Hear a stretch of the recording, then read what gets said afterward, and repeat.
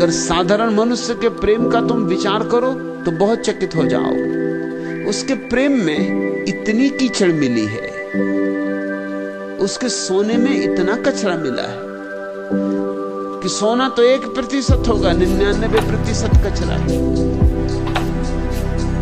प्रेम के नाम पर घृणा तक भीतर छिपी। तुमने ये बात गौर की? प्रेम को घृणा बनने में देर नहीं लगती, मित्र को दुश्मन बनने में देर कितनी लगती। जिस स्त्री के लिए तुम जान देने को तैयार थे, उसी की जान लेने को भी तैयार हो जाते हो, इसमें देर कितनी लगती। प्रेम इतनी जल्दी घृणा बन जाता है? प्रेम घृणा बन सकता है?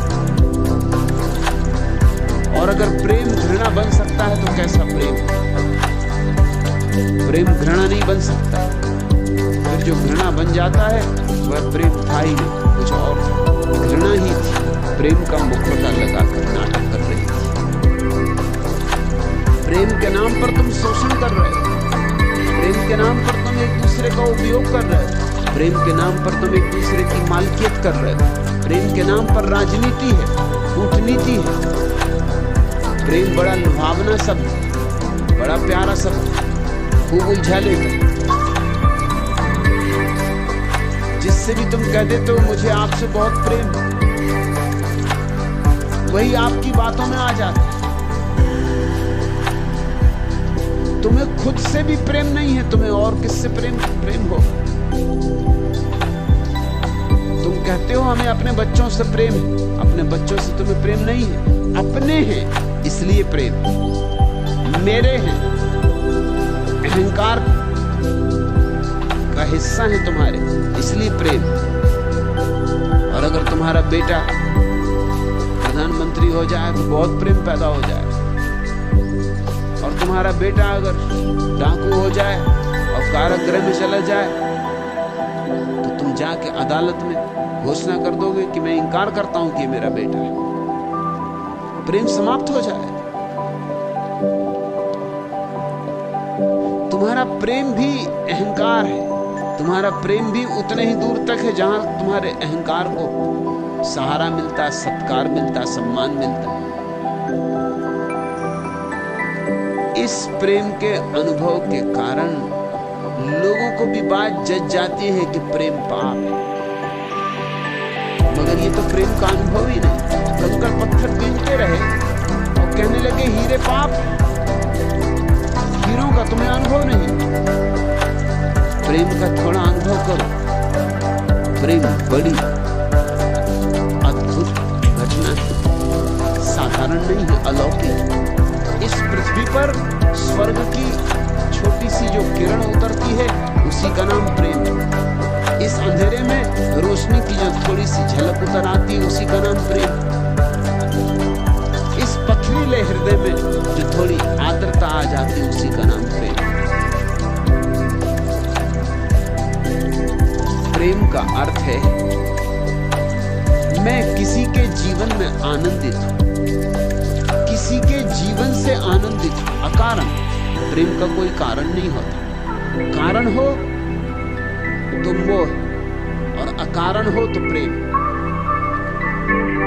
तुम किसी से कहो कि मैं इसलिए तुम्हें प्रेम करता हूं तो ये मोह। और तुम अगर कोई भी कारण न खोज पाओ, खोजो और न खोज पाओ, लाख खोजो और न खोज पाओ, और तुम्हें ये कहना पड़े कि पता नहीं क्यों, पर प्रेम तो मोह नहीं।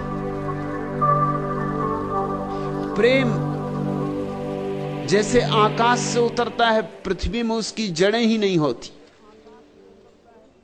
मोह की जड़ें पृथ्वी में होती, और जिन्होंने प्रेम को पाप कहा है वो भूल कर रहे हैं शब्दों की। वो मोह को पाप कहें तो ठीक है, क्योंकि मोह का अर्थ है मेरे का भाव, ममता। प्रेम में तो मोह होता ही नहीं। प्रेम तो बड़ा निर्मोही है। तुम चौंकोगे मेरी बात सुन के, लेकिन मैं तुमसे फिर दोहराता हूं, प्रेम अत्यंत निर्मोही है। प्रेम मोह को जानता ही नहीं, प्रेम दूसरे पे कब्जा करता ही नहीं। न तो कब्जा करता है और न अपने पे कब्जा करने देता है। प्रेम तो स्वतंत्रता है। प्रेम तो दो व्यक्तियों के बीच स्वतंत्रता का आदान प्रदान है। न कोई किसी का मालिक, न कोई किसी की दासी। प्रेम एक दूसरे के गले में फंदा नहीं डालता। प्रेम तो फंदे काटता है। अगर कभी तुम्हारे जीवन में प्रेम का अनुभव हो तो तुम चकित होगे, तुम भी मुक्त हुए और जिससे तुम्हारा प्रेम है वह भी मुक्त हुआ। प्रेम मुक्ति लाता है, प्रेम मुक्तिदायी है। और ऐसे प्रेम को ही जीसस ने ईश्वर कहा, बुद्ध ने ध्यान की अंतिम परिणति कहा, महावीर ने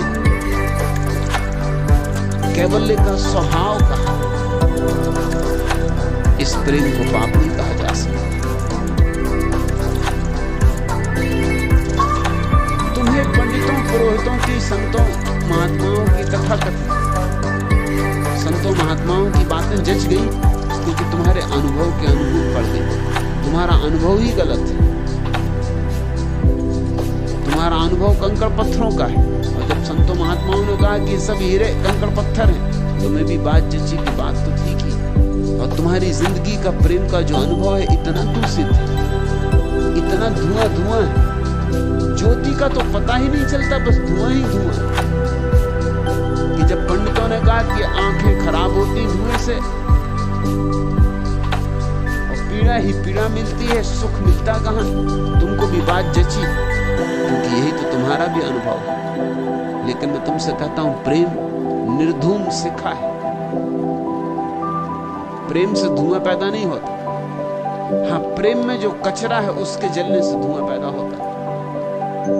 ऐसा समझो कि तुम लकड़ियां जलाते हो,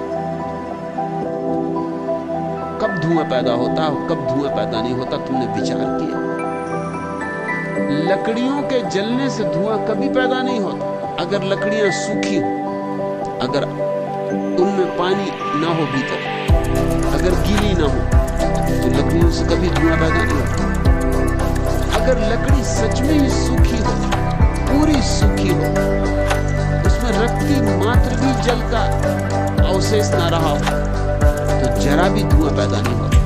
लकड़ी के जलने से धुआं पैदा नहीं होता। लेकिन लकड़ी गीली हो तो धुआं पैदा होता। गीलापन लकड़ी नहीं,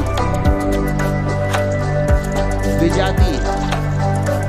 तुम्हारे प्रेम से अगर तुम्हारी आंखें अंधी हो रही हैं और धुआं पैदा हो रहा है और जिंदगी में काली खा रही है और जिंदगी उलझन में बढ़ती जा रही है और क्रोध होता है, वैमनस्य होता है, ईर्ष्या है, जलन है, ये सब पैदा हो रहा है, तो समझ लेना कि तुम्हारे प्रेम में अभी कचरा बहुत है, विजातीयता बहुत है। इसको अगर कोई पाप कहे तो ठीक, लेकिन ये प्रेम को पाप कहना ठीक नहीं। प्रेम से तो कभी धुआं पैदा नहीं होता। अगर तुम्हारे प्रेम से धुआं पैदा होता है तो लकड़ियों को सुखाओ थोड़ा और, निर्मोह करो प्रेम। मोह लकड़ी को गीला रखता है।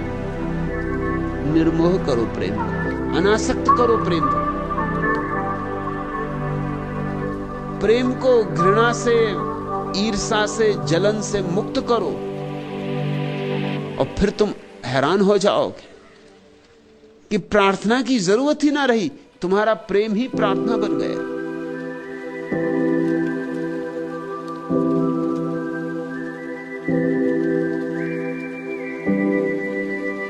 और जीवन ने जो अवसर दिया है प्रेम का, इसे ऐसे ही मत गंवा देना। इसे लोग दो तरह से गंवाते। एक तो वे लोग हैं जो प्रेम के नाम पर कुछ और करते रहते हैं और उसे प्रेम समझते, उनको मैं भोगी कहता हूं, संसारी, वे जीवन गंवा देते। और दूसरे वे हैं जो संसार से भाग जाते, प्रेम के कूड़े करकट से डर के भाग जाते। कुछ ने कूड़ा करकट छाती से लगा लिया, कुछ कूड़े करकट से डर के भाग गए। जिन्होंने कूड़ा करकट छाती से लगाया है वो भी सोने को न खोज पाएंगे, और जो कूड़े करकट से डर के भाग गए वो सोने से भी भाग गए, क्योंकि सोना और कूड़ा करकट सब यहाँ मिला हुआ है। वे भी कभी प्रेम को न जान पाएंगे। जिनको तुम सन्यासी मानते रहे हो वे भी प्रेम को नहीं जान पाते। जिनको तुम संसारी जानते हो वे भी प्रेम को नहीं जानते। भोगी भी वंचित, योगी भी वंचित, अलग अलग ढंग से वंचित, मगर दोनों वंचित। एक कूड़ा करकट पकड़ने के कारण वंचित, एक कूड़ा करकट छोड़ने के कारण वंचित। लेकिन दोनों नहीं देख पाते कि कूड़े करकट में कुछ छिपा है, मिट्टी में कमल छिपा है, ये दोनों नहीं देख पाते। यही उनका अंधापन। मैं तुम्हें चाहूंगा कि तुम जियो, भागना मत, त्यागना मत। जीवन को उसकी समग्रता में जियो,